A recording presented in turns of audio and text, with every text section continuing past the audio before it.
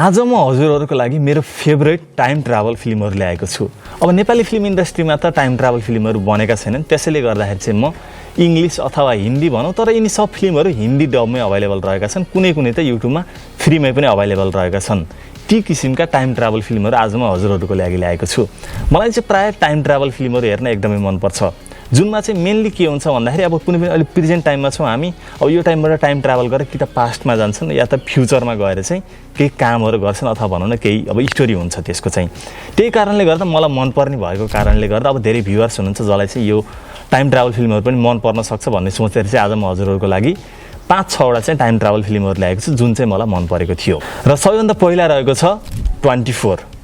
यो फिल्मको नाम नै रहेको छ 24 र यसमा चाहिँ हिरोसँग एउटा घडी हुन्छ र हिरो को रहेको हुन्छ, सूर्य रहेको हुन्छ। उसँग एउटा घडी हुन्छ जसको मद्दतले चाहिँ उसले टाइम ट्राभल गर्न सक्छ र उसले टाइम ट्राभल गरेर आफ्नो एउटा भनौँ न लभ स्टोरी अथवा भनौँ एउटा फ्यामिली रिभेन्ज अथवा भनौँ सबै कुराहरू चाहिँ कसरी गर्छ भनेर हेर्नको लागि यो फिल्म हेर्नु होला। र नम्बर 2मा रहेको छ टाइम मेसिन। यो पनि साउथ इन्डियन फिल्म हो र यो पनि फ्रीमै युट्युबमा अभाइलेबल रहेको छ। यसमा चाहिँ दुईजना साथीले एउटा टाइम मेसिन भेटाउँछन् र टाइम मेसिनको प्रयोगले साथीले पैसा कमाउँछन् कि आफ्नो लभ स्टोरी सुधार्छन् कि के गर्छन् भनेर हेर्नको लागि चाहिँ यो फिल्म हेर्नुपर्ने हुन्छ र हेर्न नबिर्सनु होला। र नम्बर 3मा रहेको छ फिल्म बार बार देखो। यो चाहिँ एउटा हिन्दी फिल्म रहेको छ जसमा चाहिँ हिरोले एउटा आफ्नो फ्यामिलीसँगको टाइम स्पेन्ड अथवा भनौँ एउटा रिलेसनलाई चाहिँ कसरी सुधार्छ अथवा एउटा फ्यामिली रिलेसनको महत्त्वलाई चाहिँ एकदम राम्रोसँग देखाउन सफल भएको छ।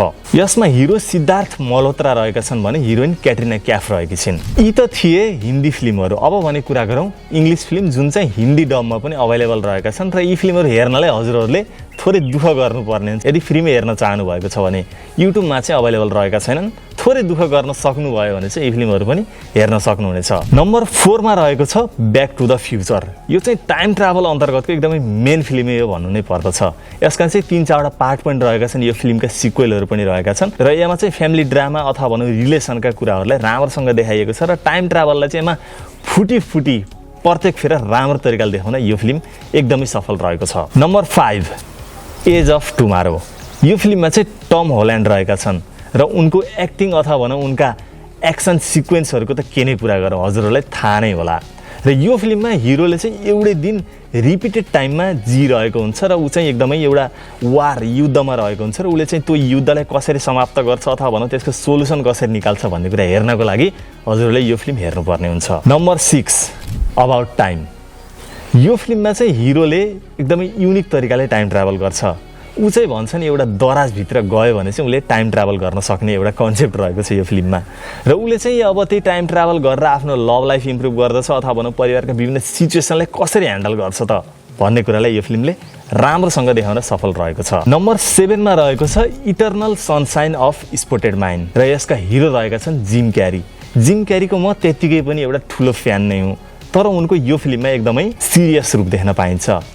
धेरै पटक चाहिँ उनी एकदमै फन्नी भन्छन् नि जुन कमेडी फिल्म अन्तर्गत खेल्ने गर्छन् जिम क्यारी, जुन चाहिँ वर्ल्डको एकदमै टप हिरो पनि पर्ने गर्दछन् इन्टरनेसनल रूपमा हेर्नुपर्दा।